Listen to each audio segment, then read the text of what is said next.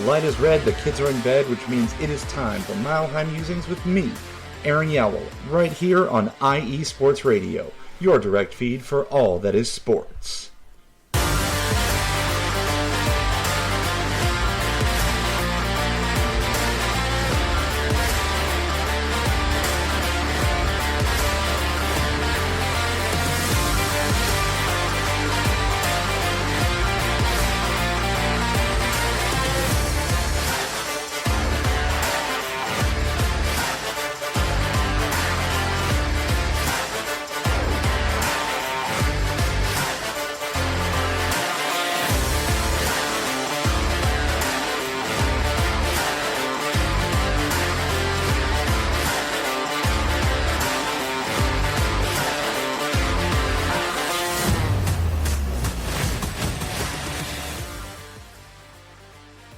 What is good, sports fans? It's your boy, Aaron Yowell, and welcome to episode 10 of Mile High Musings here on IE Sports Radio, your direct feed for all that is sports. I am your host, Aaron Yowell, and I hope you all had a fantastic week. We made it to episode 10. I honestly thought when school rolled back around and things got more involved, I would have to stop being a podcaster. But lucky for you, lucky for me, lucky for chat, I don't have to. Guess what, ladies and gentlemen? The NFL is back, baby! This weekend gave us two highly anticipated rivalry games in the Rocky Mountain region. On today's show, we're going to talk about the Colorado Buffaloes moving to 2-0 after beating a very discombobulated Nebraska team. And those Denver Broncos opened the 2023 season at home against the hated Raiders and lost. Damn it. And I know that I see chat is bumping already because I called the shot that this was going to be one of the saltiest pods I've ever done. I'm going to tell you right now, I know that Taryn and Larry are in there. I haven't checked back. Chat, before I check back in with you, know one thing. I promise you, and if you listened to my 3 and Out preview, I'm not going to come on your show and talk shit. So reciprocate. I'm going to talk enough shit about my Broncos so you don't have to. That being said, welcome to the chat. Oh my God, it's Taryn, it's Larry B. Drewski. I know my boy Drewski is watching the Cowboys hang near 30 on the Giants at halftime at time of recording. And y'all, Daniel Jones got paid. I know this is not my alley, but Daniel Jones got paid, and then that dude quit playing. Dion is taking over the state right now. We're going to talk about it. I'm glad to have everyone in here. In this house, we praise the Lord and cheer for them Denver Broncos. That's for Taryn, who literally quoted it in the chat. Yes, I do have that framed. I don't know if I've said this enough. I have that framed hanging over my left shoulder. I see it every time I walk out of my studio, which is not what I call my office because I'm a podcaster.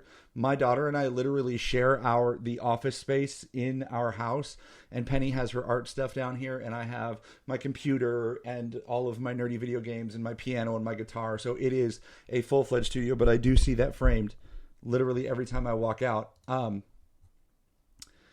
So, my gosh, that was a lot. So we're going to talk about the Broncos, the Buffs. We're going to get back into the Rockies, who are also losing as we speak right now. And in crunch time, we're going to talk about the Air Force Falcons. And we're going to update some countdowns to the Colorado Avalanche and your champion Denver Nuggets. Getting back after it. But before we get into the good, let's go ahead and handle our business.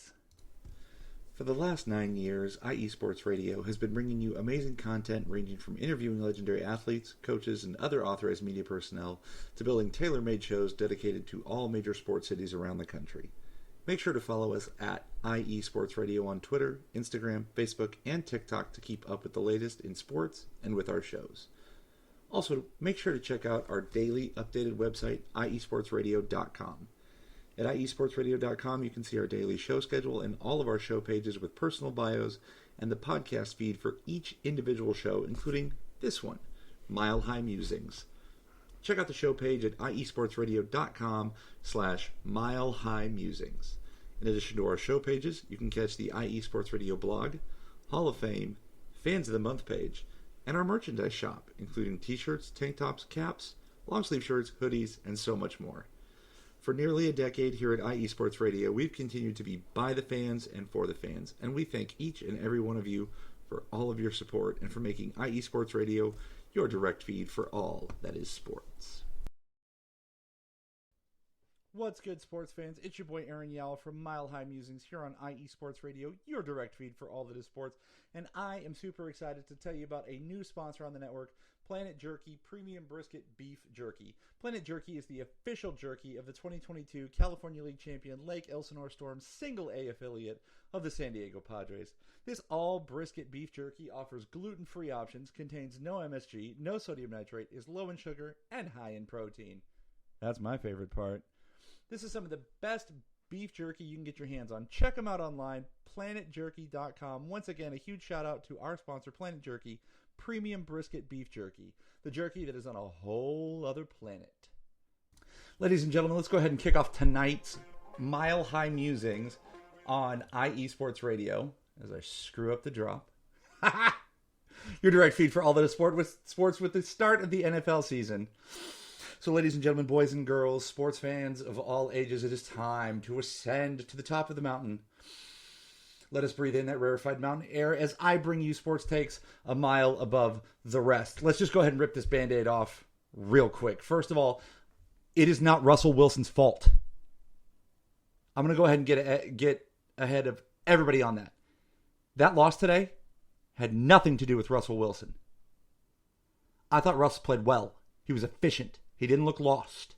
And he made some great throws. He made some bad throws, but he made more great throws than bad throws. And I thought his mobility, which was something that was so highly touted by me and others in the Broncos media camps, was a boon to his entire game. It wasn't his fault. So I'm going to start there. I thought Javonte Williams looked amazing coming off of an ACL tear and surgery. I hope and pray that he can stay healthy. And I love the addition of Samaje Perine to the team. I think he's going to be a nice change of pace. So I was taking notes. They're very fractured, but I was just trying to jot down thoughts. It wasn't like play-by-play analysis or anything like that. I didn't have the time. I stopped taking notes in the second half.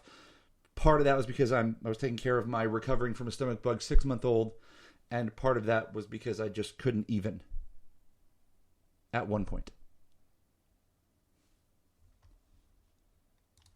So let's go ahead and get into this. I really liked that Coach Payton came out and tried to pull an onside kick. It takes moxie, and it damn near worked. I kind of like that. It didn't pay off, and it gave him good starting field position and all that jazz, but I like it. And also, I noted an adjustment he made late in the first half when Max Crosby was giving McGlinchey and Wilson fits. He moved Adam Troutman to the side of the field to double Crosby, and it kept him at bay, and it made Max Crosby have to move around the field and try to get at Russ from different angles, and that gave Russ the opportunity to sort of run his plays instead of getting sacked. I mean, there was one drive, it was the second to last drive of the first half, where Crosby was in the backfield on every play. He caused a holding penalty, he sacked Russ, he made Russ make a bad throw, and then Coach Payton made the adjustment, and it kept him at bay. So good on you there. Now, you know me, the spice is coming, chat. I know you're ready for it. Everydayers, I know you're ready for it, so hang on. It's coming. Now, I had a few people ask me over the week, especially the dads in my fantasy football league, because we had a draft on Monday night. Y'all, I haven't played fantasy football in so long. And to be honest with you, I really wasn't in the mood, but I thought, why not? Because there's some good dudes that live in the neighborhood. Their wives are friends with my wife, and I thought that it would be a nice thing for me to do, and I don't regret it. But they were asking me about the absence of Jerry Jeudy and what were the Broncos going to do to compensate for him being out. This was Monday last week. Jeudy had just kind of, the severity had come out. And even on Monday, he was, limited in practice. And he got better as the week went on, but they still held him out. And I said, just watch for Greg Dulcich to be flexed out. There's a good possibility that the Broncos start 2 tight ends and Dulcich is going to be in the slot. And he was until he got hurt. So more information to come on Dulcich. We saw that Caden Stearns got hurt. Bad knee injury. Nothing's confirmed yet because we're still day of. But not great.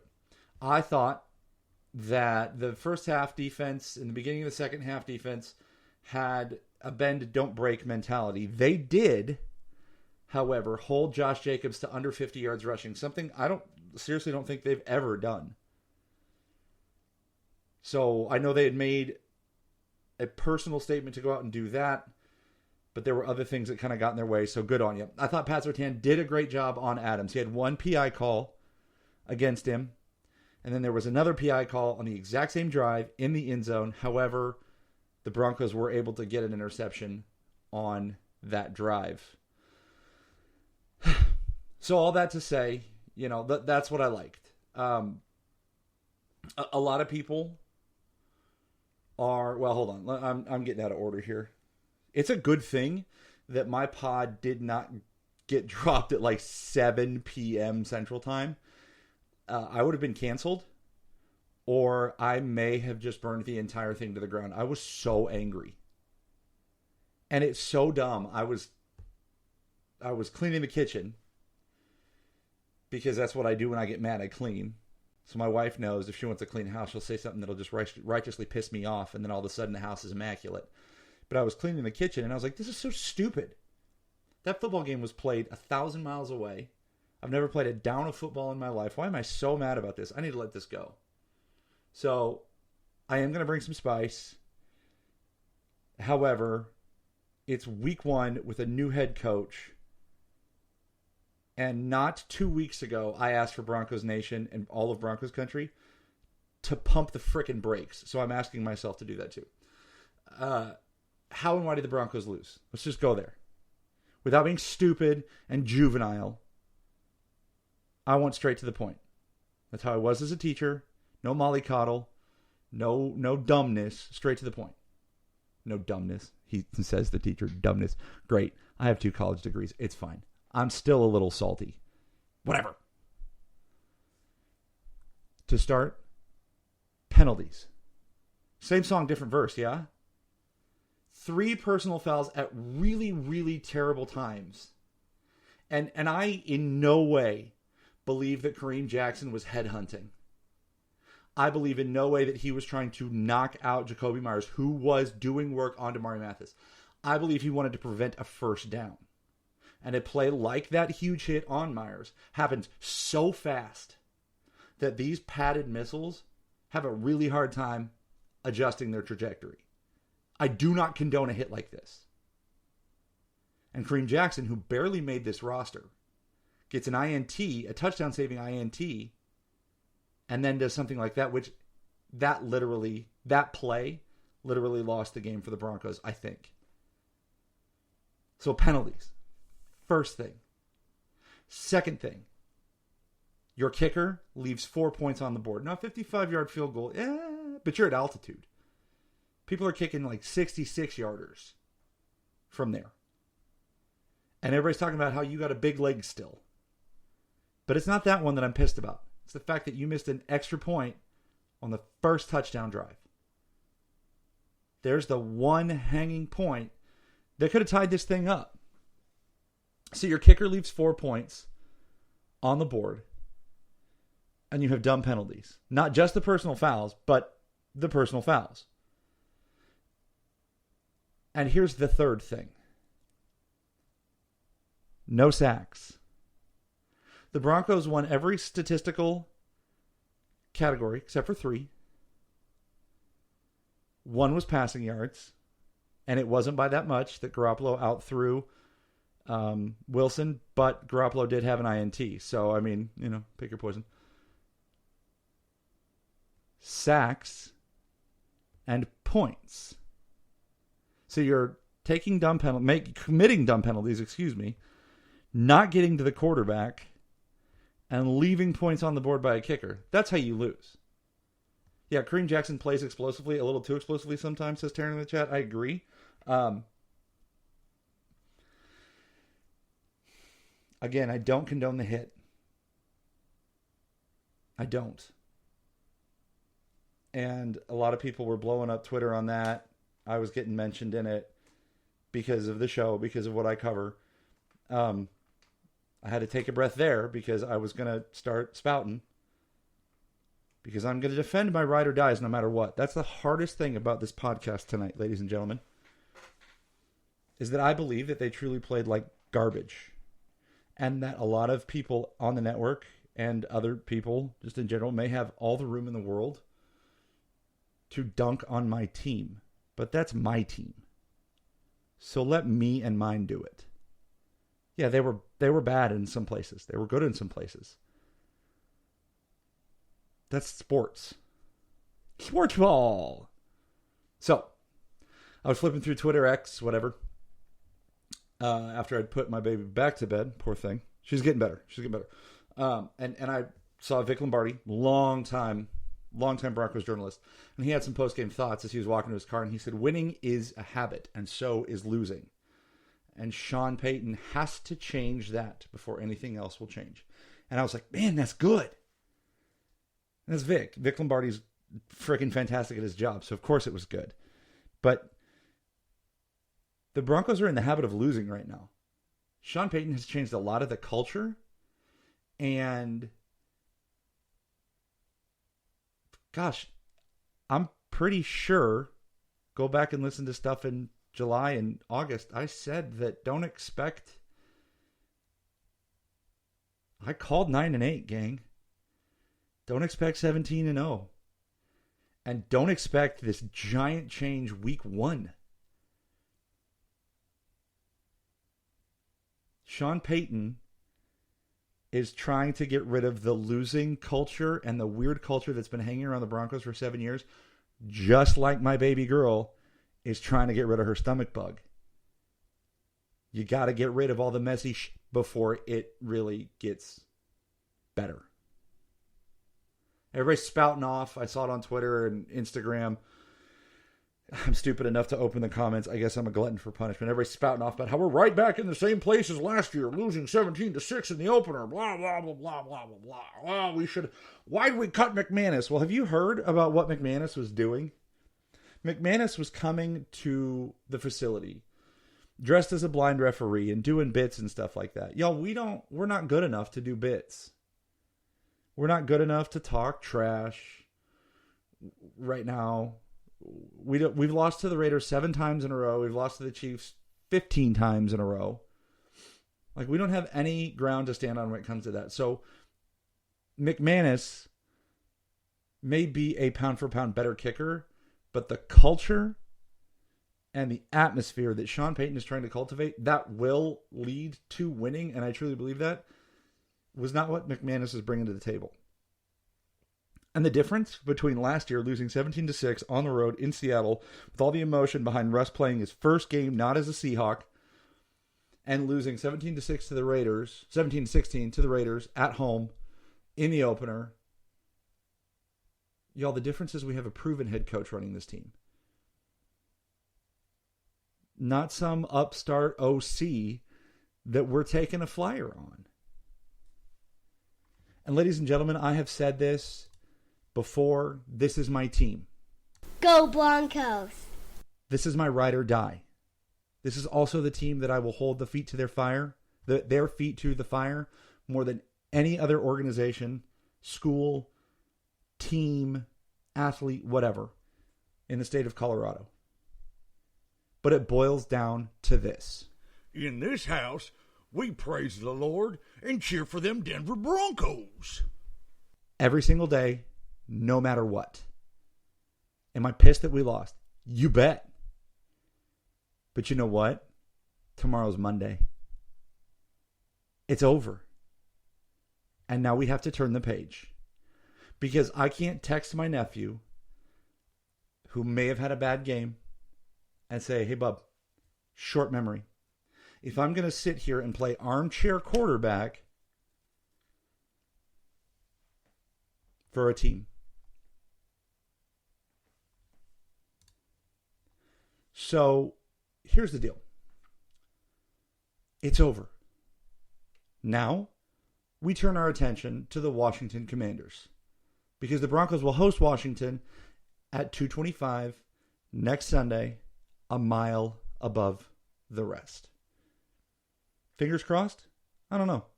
I don't know what to say. But at this point, ladies and gentlemen, that's still my team. I'm still wearing orange and blue right now. They have some things to clean up. They've all admitted it. I watched as many interviews as I could. They all admitted they have things to get better at. And Sean Payton hates penalties, and that will be addressed. So next week is a new week. Coach is calling a timeout. I hear him. On the other side, let's talk about a team that wins, though. Let's brighten this podcast up and talk about how CU dismantled Nebraska. You are listening to Mile High Musings here on IE Sports Radio, your direct feed for all that is sports.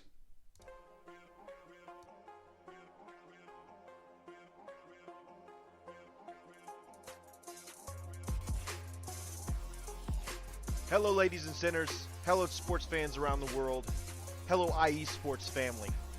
This is Cale Henderson, the host of IE Vegas, the Sin City Sports Show, presented by IE Sports Radio.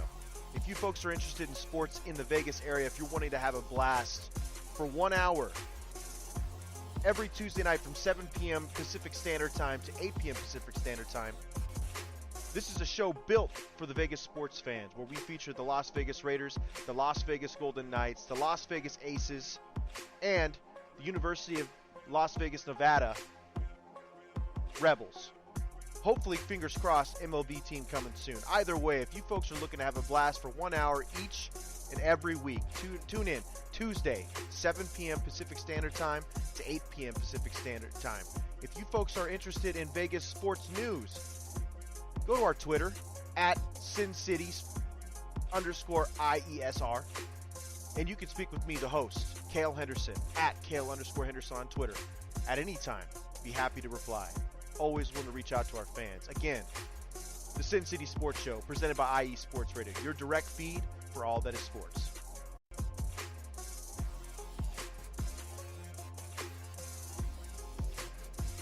Y'all, to prove that I am not letting this football get me down and that football isn't the end-all be-all end of my life, yes, I did just play the show drop for Cale Henderson and the Sin City Sports Show, who covers the Raiders.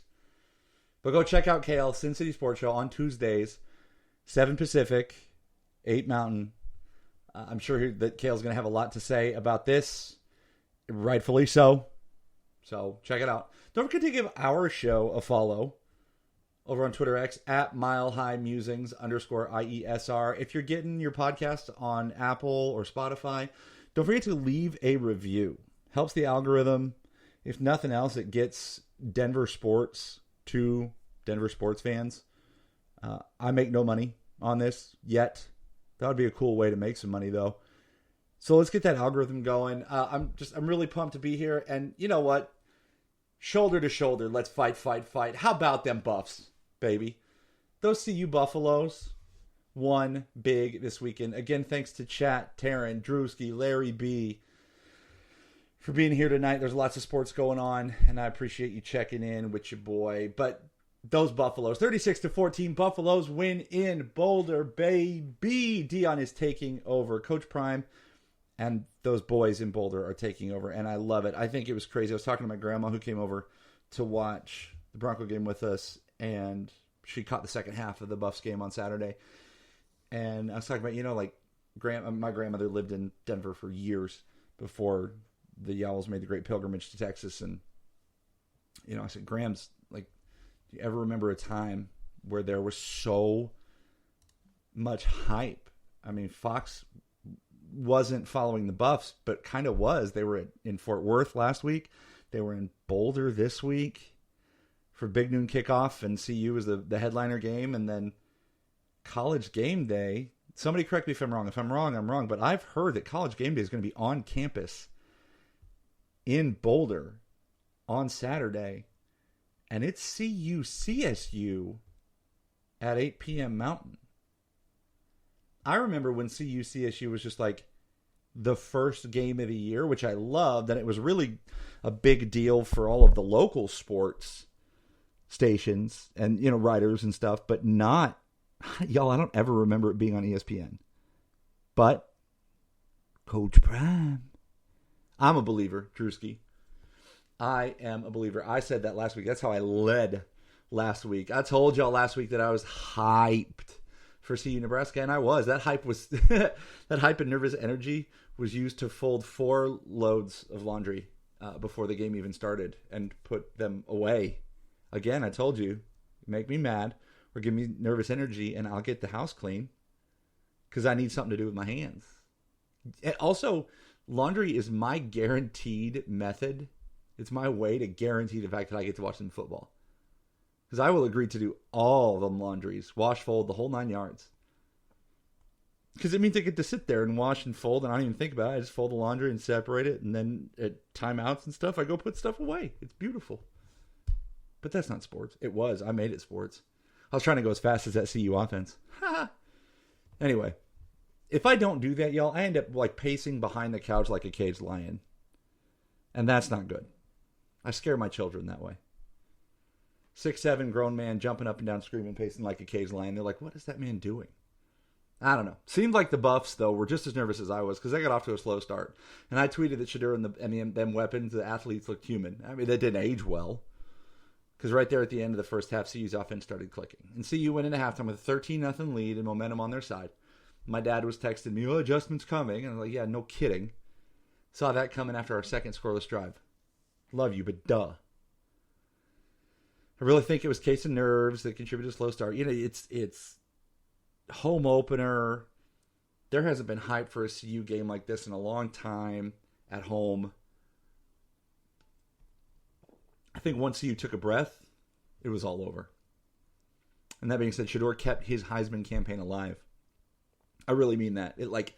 First week, you're kind of going, oh, he popped off 500 yards. He made TCU look pedestrian. Ha, ha, ha. But he comes out and starts crappy and then still ends up with almost 400 yards on 31 of 42 and 2 touchdowns and also running for a score in the fourth quarter. And I thought Shedeur was incredible most of the game despite the slow start. He was elusive and he, y'all, I don't know if you saw the highlights, but the play that he made to almost complete the 2-point conversion after the Tavares Dawson touchdown run was some straight video game John Madden stuff.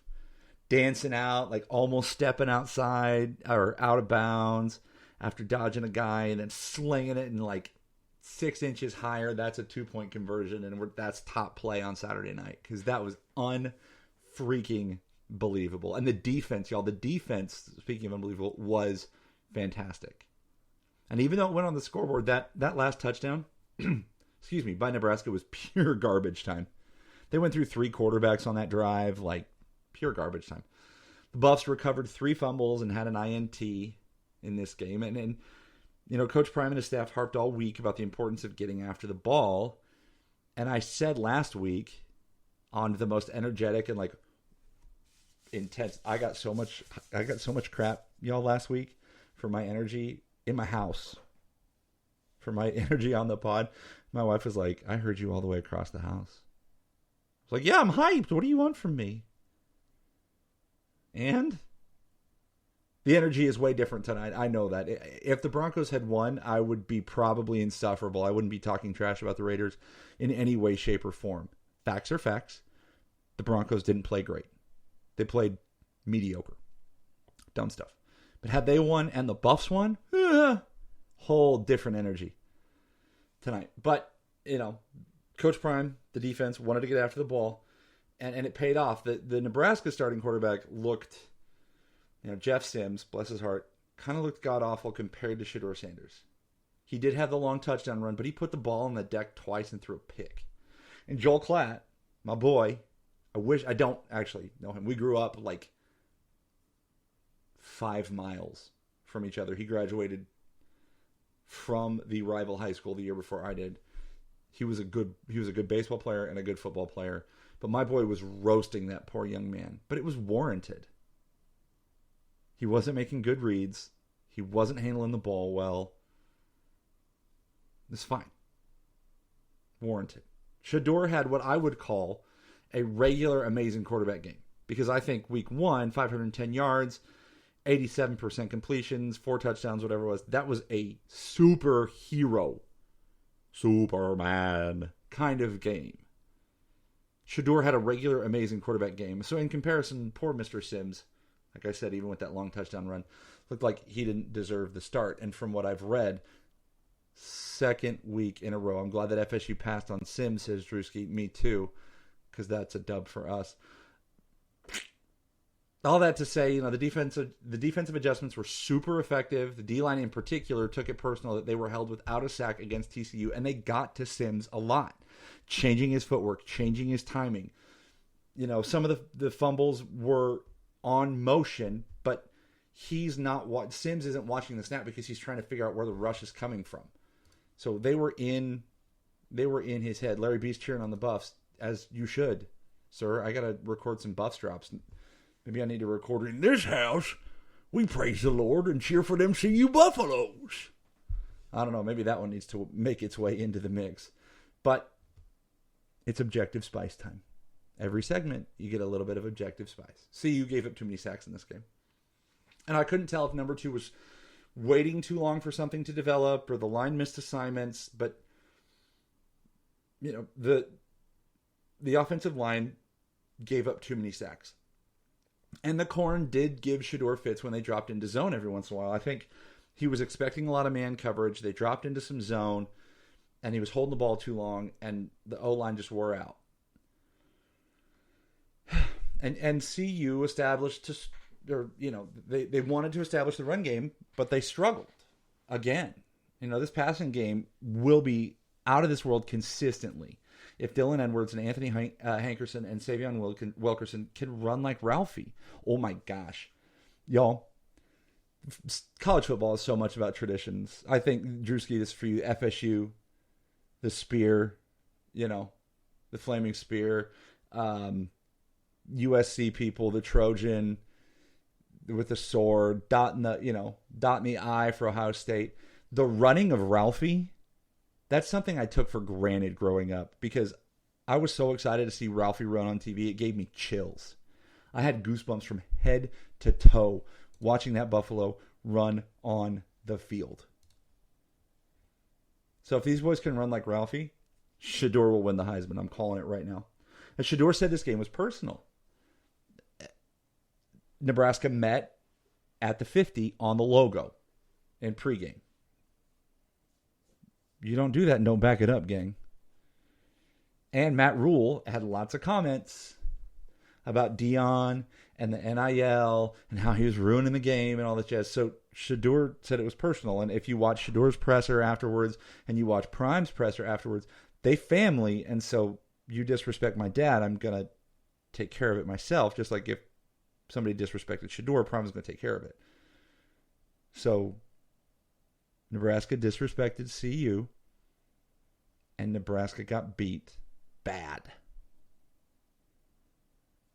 And I'm going to tell you right now that every game this year could have the potential to be personal because a lot of people, and I know that now especially, there are a lot of people on the CU train.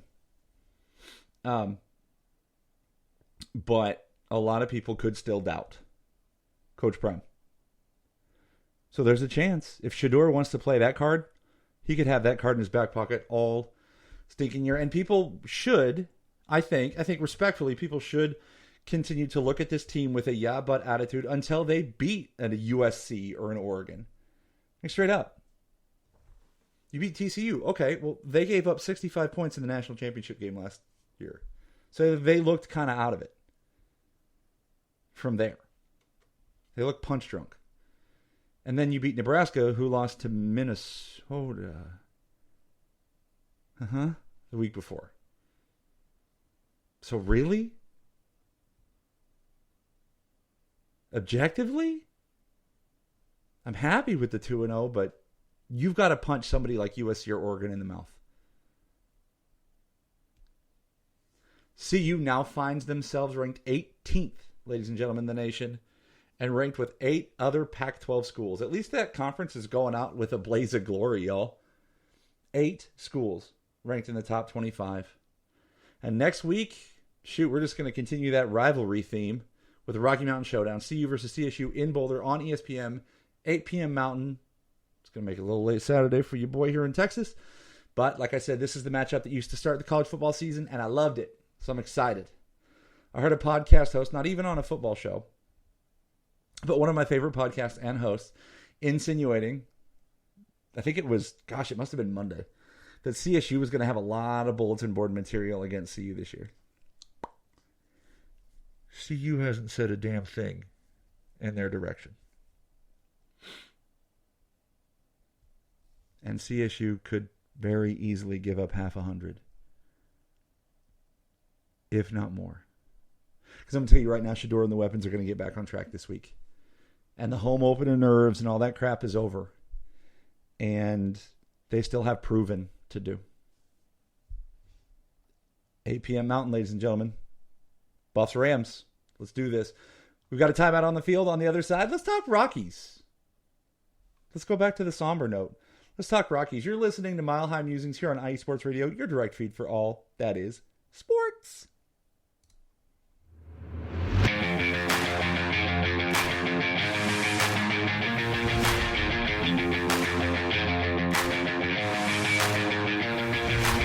What's happening, sports fans?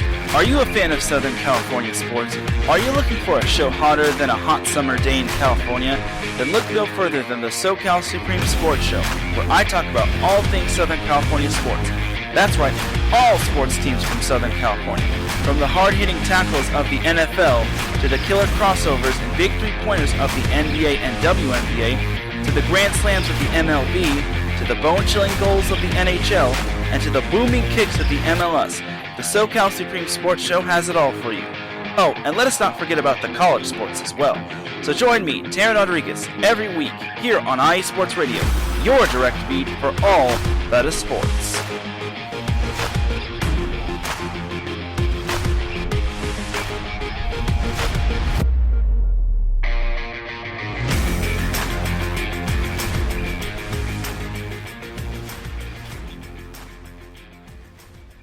Welcome back to the show, gang. Welcome back to the squeakiest chair in the nation, it seems like. You're listening to Mile High Musings right here on IE Sports Radio, your direct feed for all that is sports.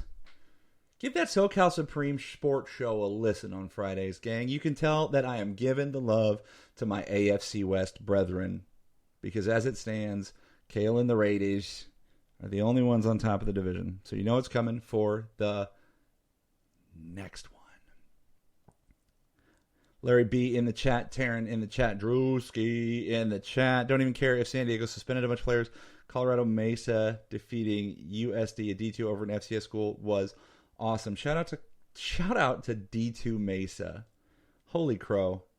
And thank you for to the three and out college edition for tweeting out those smaller schools and their scores. I'm terrible about that. I got no excuse. But take me out to the ball game.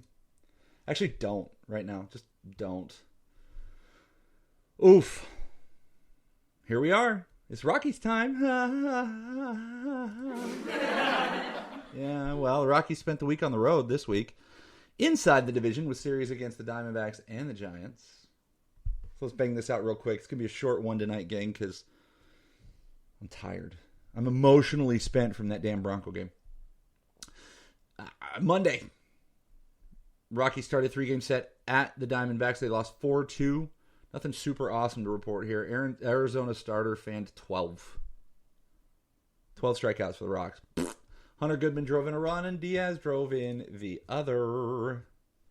School of Mines, number 2. Almost my alma mater, but they took the offer off the table when I blew my knee out.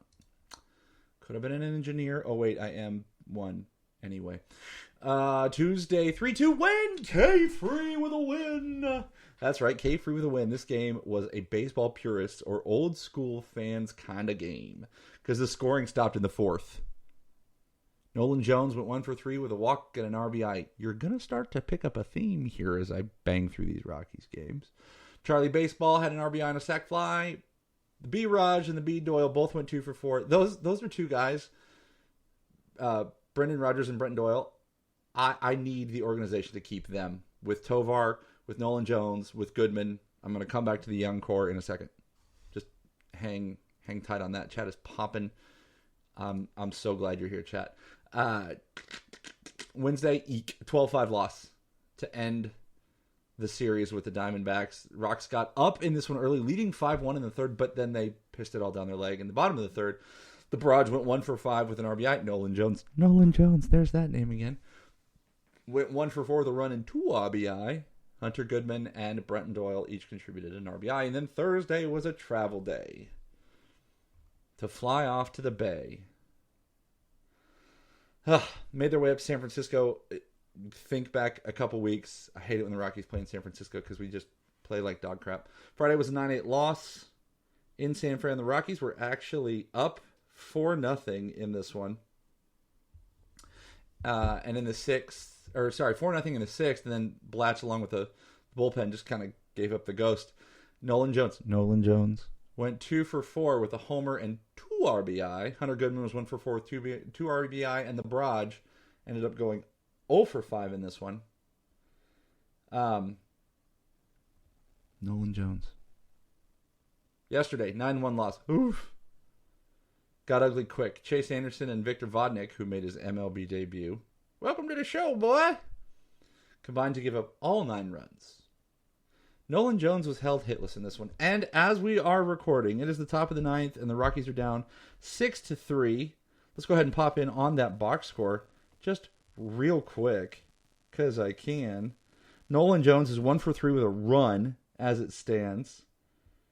Elias Montero is 3 for 4 playing first base tonight. And Hunter Goodman 1 for 3 with 2 RBI and a run. So here we are. Here's my hot take on the Rockies. You know, I told you I'm going to choose to look at the brighter side of life, because what else would I do? You know, I choose to continue to be a Denver sports fan, even though I live in the Dallas-Fort Worth area now, and I could have easily just been like, peace, and jumped on the Cowboys bandwagon, the Stars bandwagon. I can't even believe I just said that. That tasted like throw up in my mouth just then. I actually don't mind the Cowboys, not even one stinking bit. I don't mind the Rangers one stinking bit. My life is a lot better when they win, because if there are any sports fans around work, I can talk about that. It's the Stars. The Dallas Stars are the only ones I could never, ever get behind, because I love the Avalanche so much. But I've said it before, and I'll say it again. Listen to this guy. He repeats himself so much. If you can keep this young core together, I'm talking about Nolan Jones, Brenton Doyle, Brendan Rodgers, Ezekiel Tovar, Hunter Goodman, Elias Diaz. No, not Diaz. He's too old. If you can keep them together, add some young pitchers who aren't afraid to throw at Coors, keep Charlie Blackmon as the veteran presence, you could be set for the future. Bullpen needs a lot of help right now, gang. The bullpen is god-awful. But you've got such a strong core that hit well. They play incredible defense at their respective positions. There was some great highlights from last week's series of Brenton Doyle throwing people out from center field. Dude threw somebody out throwing 109 miles an hour from dead center at Coors. That's dope. Keep that on your team. I'm just saying. You have the core. Keep them together. Find some men who aren't afraid to throw at Coors Field. Let the kids play. There's no fun. I will tell you this. And I'm not saying that the Broncos deserve any fun or the Rockies deserve any fun. But there's no fun right now. And I just got done ripping Brandon McManus for doing bits. But there's got to be fun in the process. Baseball's 162 games. There's got to be fun there. I bet those boys aren't having any fun. The Broncos don't deserve to have any fun right now.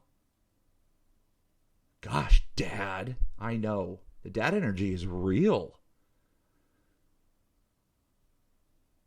But we got to find some fun. Keep those young guys together. You're going to be set up for success. Let's take one more short break. When we get back, it's crunch time. And let's talk Air Force Falcons. Let's talk Avalanche.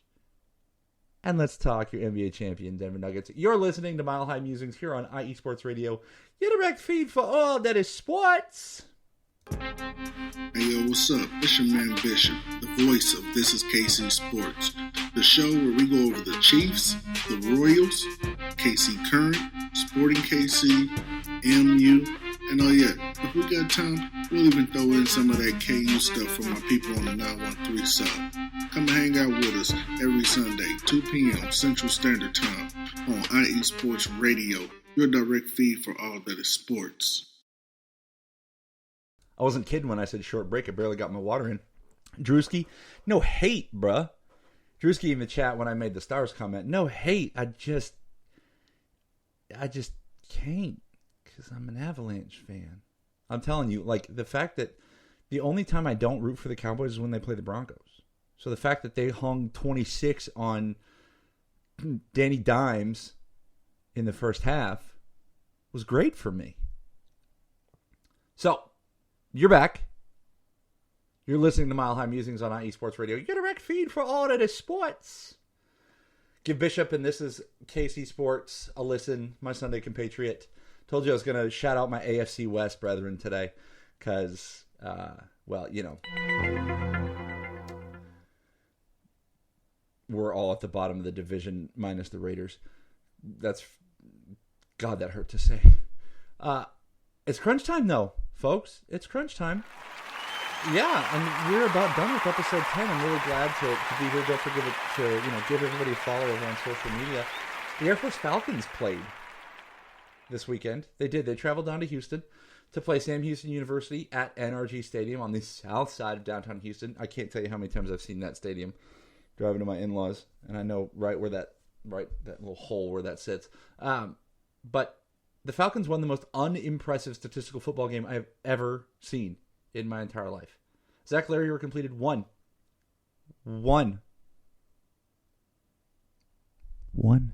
pass. One pass for 14 yards. Owen Burke ran for 75 yards and a touchdown.